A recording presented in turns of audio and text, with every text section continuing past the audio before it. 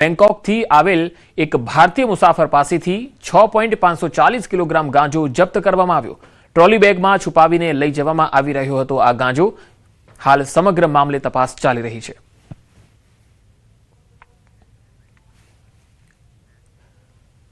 ગુજરાતના દરિયાકાંઠેથી એનસીબીનું સૌથી મોટું સફળ ઓપરેશન જેહાદી ડ્રગ્સ સિન્ડિકેટનો એનસીબીએ પર્દાફાશ કર્યો। ભારતમાંથી પહેલી વખત કેપ્ટાગોન ડ્રગ્સનો જથ્થો જપ્ત થયો છે। મુન્દ્રામાંથી કેપ્ટાગોન પાવડરનો મોટો જથ્થો કબજે કરાયો છે। એક કન્ટેનરમાંથી આશરે 196.2 કિલો કેપ્ટાગોન પાવડર મળી આવ્યો। ઘેટાના ઊનના કન્ટેનરની આડમાં થતી હતી ડ્રગ્સની હેરાફેરી। કેસમાં સંડોવાયેલ સિરિયન નાગરિકની પણ ધરપકડ કરાઈ છે। વિઝા પૂરા થયા બાદ પણ ભારતમાં ગેરકાયદેસર રહેતો હોવાનું ખુલ્યું છે। નવી દિલ્હીમાં નેબસરાઈમાં ભાડેથી રહેતો હતો આરોપી। 11 મેના રોજ આરોપીના ભાડાના ઘરમાંથી કેપ્ટાગોન ટેબ્લેટ્સ મળી। આરોપીના ઘરમાંથી 31.5 કિલો કેપ્ટાગોન ટેબ્લેટ્સ મળી આવી, જેને કમર્શિયલ ચપાતી કટિંગ મશીનમાં કાળજીપૂર્વક છુપાવી હતી। આ ડ્રગ્સનો જથ્થો ભારતમાંથી સાઉદી અરેબિયા મોકલવાનો હતો। નવી દિલ્હી અને કચ્છ બંને જગ્યાએથી રૂપિયા 182 કરોડનો કુલ 227.7 કિલો કેપ્ટાગોન ટેબ્લેટ અને પાવડરનો જથ્થો જપ્ત કરાયો છે। આંતરરાષ્ટ્રીય ડ્રગ્સ નેટવર્ક હવાલા અને લોજિસ્ટિક મામલે એનસીબીએ શરૂ કરી ઊંડાણપૂર્વક તપાસ। તો આ સમગ્ર મામલે દેશના ગૃહમંત્રી અમિત શાહે પણ એનસીબી ટીમને અભિનંદન આપ્યા। સોશિયલ મીડિયા સાઇટ એક્સ પર પોસ્ટ કરીને અભિનંદન આપતા કહ્યું કે એનસીબીએ ઓપરેશન રેજપિલને સફળતાપૂર્વક પાર પાડ્યું છે। ડ્રગ્સ સામે ઝીરો ટોલરન્સ પ્રત્યે અમારી પ્રતિબદ્ધતા છે। દેશમાંથી જતા ડ્રગ્સના એક ગ્રામ પર કડક કાર્યવાહી થશે। ભારત ડ્રગ ટ્રાફિકિંગ અને ડ્રગના દુરુપયોગને રોકવા કટિબદ્ધ છે। ગુપ્ત માહિતી શેરિંગ, ડ્રગ કિંગપિન્સના પ્રત્યાર્પણ અને નાર્કો આતંકવાદ સામે સંકલિત કાર્યવાહી યથાવત રહેશે। ડ્રગ્સ ટ્રાફિકિંગ અંગે આંતરરાષ્ટ્રીય સહયોગને મજબૂત કરવા માટે અમે પ્રતિબદ્ધ છીએ। તો અમિત શાહે પણ એનસીબીની ટીમને અભિનંદન આપ્યા। એનસીબીનું ઓપરેશન રેજપિલ હિંસક પ્રવૃત્તિઓ માટે ખાસ કરીને જે આ દવા છે તેનો ઉપયોગ થતો હોય છે, જાતીય કાર્યક્ષમતા વધારવા માટે પણ તેનો ઉપયોગ થાય છે। આ ડ્રગ્સ અને આ દવા ખાવાથી થાક ઓછો લાગે છે, અચાનક એનર્જી શરીરમાં આવવા લાગે છે। ડ્રગ્સ સાથે એક સિરિયન નાગરિક પણ પકડાયો છે જે આ ડ્રગ્સ લઈને આવતો હતો। હાલ સમગ્ર મામલે આગળની તપાસ ચાલી રહી છે। દાહોદના લીમખેડાની ધાનપુર ચોકડી પાસેથી કારમાંથી કરોડોની બિનહિસાબી રોકડ પકડાઈ। રૂટીન વાહન ચેકિંગ દરમિયાન પોલીસે આર્ટિકા કારમાંથી 2.56 કરોડથી વધુની રકમ જપ્ત કરી છે। પોલીસ તપાસમાં કારમાંથી આ શંકાસ્પદ 3 પાર્સલ મળી આવ્યા। પંચોની હાજરીમાં ગણતરી કરાઈ તો પાર્સલમાંથી કુલ 2.56 કરોડથી વધુની ભારતીય ચલણી નોટોનો મોટો જથ્થો મળી આવ્યો। દાહોદની આગળિયા પેઢીમાંથી આ માતબર રકમ વડોદરા લઈ જવાતી હોવાનો પ્રાથમિક ખુલાસો છે। મોટી રકમ અંગે કાર ચાલક રાજુભાઈ નીનામા કોઈપણ કાયદેસરના આધાર પુરાવા રજૂ કરી શક્યા ન હતા। દાહોદના ભરત ચોપડાએ આ નાણાં વડોદરા પહોંચાડવા આપ્યા હોવાની વાહન ચાલકની કબૂલાત।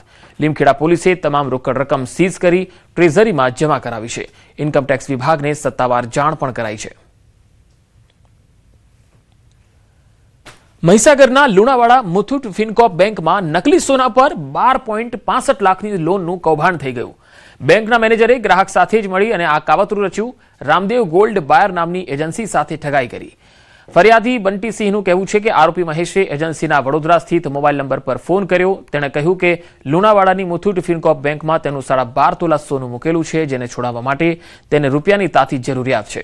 જેથી ફરિયાદી અને તેમની શાખાના કર્મચારી લુણાવાડા મુથુટ ફિનકોપ બેંક ખાતે પહોંચ્યા। ત્યાં હાજર બેંક મેનેજર ધવલભાઈ કડિયાએ ખાતરી આપી કે મહેશ કુમારનું 12.5 તોલા સોનું બેંકમાં જમા છે અને તે છોડાવવા માટે 12,63,141 રૂપિયા ભરવાના છે।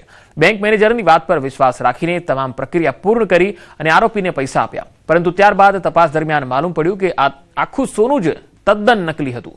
જે અંગે બેંક મેનેજર અને મુખ્ય આરોપી વિરુદ્ધ વિશ્વાસઘાત અને છેતરપિંડીનો ગુનો દાખલ થયો છે।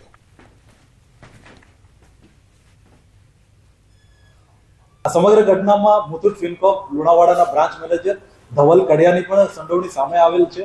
જ્યારે આ આરોપી મહેશ કુમાર વાડદ મુથુટ ફિનકોપમાં લોન લેવા ગયેલ હતા તે વખતે આ જે બ્રાન્ચ મેનેજર છે ધવલ કડિયા એમના દ્વારા આ સોનું સાચું છે કે ખોટું છે તે બાબતે ખરાઈ કર્યા બાદ એમને લોન આપવાની જરૂર હતી, પરંતુ આવી કોઈ પણ પ્રોસિજર એમના તરફથી ફોલો કરવામાં નહીં આપેલ। પોલીસે આ બંને વ્યક્તિઓ વિરુદ્ધ ગુનો દાખલ કર્યો છે અને આગળની તપાસ ચાલુ છે। જૂનાગઢમાં મહિલાની હત્યાનો ભેદ ઉકેલાયો છે। નજીકના જ વ્યક્તિએ હત્યા કર્યાનું સામે આવ્યું। પૈસાની લેતી દેતી મુદ્દે હત્યા થઈ હોવાનું પ્રાથમિક તારણ છે। ગિરિરાજ વિસ્તારના ચિત્રકૂટ સોસાયટીમાં હત્યા થઈ હતી। 4 દિવસ પહેલા ગળું કાપીને હત્યા કરી હતી। આરોપીની પૂછપરછમાં વધુ ખુલાસાઓ થઈ શકે. ક્રાઇમ બ્રાન્ચ અને અલગ અલગ ટીમો દ્વારા હત્યાનો ભેદ ઉકેલાયો છે. જૂનાગઢમાં મહિલાની હત્યાનો ભેદ ઉકેલાયો છે. આરોપીની પૂછપરછમાં વધુ કેટલાક ખુલાસાઓ થઈ શકે છે. નજીકના જ વ્યક્તિએ હત્યા કરી હોઈ શકે છે. હાલ તો ક્રાઇમ બ્રાન્ચ અને અલગ અલગ ટીમ આ સમગ્ર મામલામાં તપાસ કરી રહી છે. 4 દિવસ પહેલા મહિલાની ગળું કાપીને હત્યા કરાયેલી લાશ મળી આવી હતી, ત્યારે આરોપીની પૂછપરછમાં વધુ કેટલાક ખુલાસાઓ થઈ શકે છે.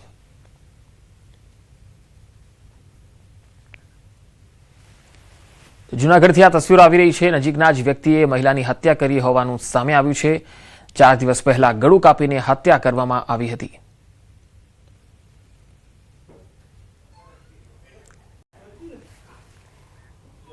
દાહોદના ગરબાડા તાલુકાના પાંચવાડા વિસ્તારમાં દીપડાના હુમલાથી ભયનો માહોલ સર્જાયો. સવારના સમયે ખેતરમાં કામ કરી રહેલા 3 લોકો પર અચાનક દીપડાએ હુમલો કરી દીધો. આ હુમલો એટલો ગંભીર હતો કે 3 લોકોને માથા અને મોઢાના ભાગે ગંભીર ઈજાઓ પહોંચી. ઘટનાને પગલે આસપાસના વિસ્તારમાં અફરાતફરી અને ભયનો માહોલ ફેલાઈ ગયો. ઈજાગ્રસ્તોને તાત્કાલિક સારવાર માટે ઝાયડસ હોસ્પિટલ ખસેડાયા, જ્યાં તેમની સારવાર ચાલુ છે. બનાવ અંગે વન વિભાગને પણ જાણ કરાઈ છે અને દીપડાને પકડવા માટે હવે સર્ચ ઓપરેશન હાથ ધરાયું છે. સ્થાનિકોમાં દીપડાના આતંકને લઈ ભારે ચિંતા પણ છે. દીપડો સવારની વેલે આવી જતા અમારા રાકેશભાઈ સેવાભાઈ પરમાર એના ખેતર ગવારિયા તોડવા જતો હતો અને ખેતરમાં ઘૂસતા દીપડો ત્યાં પડેલ હતો. તે રાકેશભાઈને હુમલો કરતા રાકેશભાઈને જમણી બાજુ ગાલે પંજા માર્યા અથવા હાથે પંજા માર્યા. તૈતા દીપડો ભાગતા પછી અન્ય રસ્તાની અંદર અમારે ગામના બીજા લોકો જોવા સારું કે દેખવા ભાગ્યા, તો એ લોકો પંકજભાઈ ધોળાભાઈ માવીને તેને પણ માથાના ભાગમાં પંજો માર્યો, મોઢું માર્યો અને હાથની અંદર બસકું મારી લીધું. ખેતરની અંદર કામ કરતા ત્યાં દીપડો આવેલ હોય ને દીપડાએ 3 જણને ઈજાગ્રસ્ત કરેલ છે અને એ લોકોને નજીકની પીએસસી પર લાવવામાં આવ્યા હતા ને ત્યાંથી ઝાયડસની અંદર રિફેર કરવામાં આવ્યા છે. એની જાણ ફોરેસ્ટ ખાતાને કરતાં ફોરેસ્ટ ખાતું પણ આવી ગયેલ છે અને દીપડાને પકડવા માટે પાંજરાની વ્યવસ્થા મૂકવામાં આવે એવી અમારા ગામ લોકોની માંગણી છે. ડાંગમાં રહેણાંક વિસ્તારમાં દીપડાની લટાર જોવા મળી. સાપુતારામાં શિકારની શોધમાં નીકળેલા દીપડાઓ સીસીટીવીમાં કેદ થયા છે. આ તસવીરો જુઓ. સ્થાનિકો સહિત પ્રવાસીઓમાં ભય છે.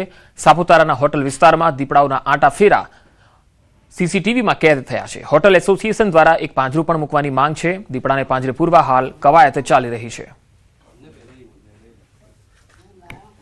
તો ડાંગના સાપુતારામાં રહેણાંક વિસ્તારમાં દીપડાની લટાર જોવા મળી છે અને આ દીપડા સીસીટીવીમાં પણ કેદ થયા છે.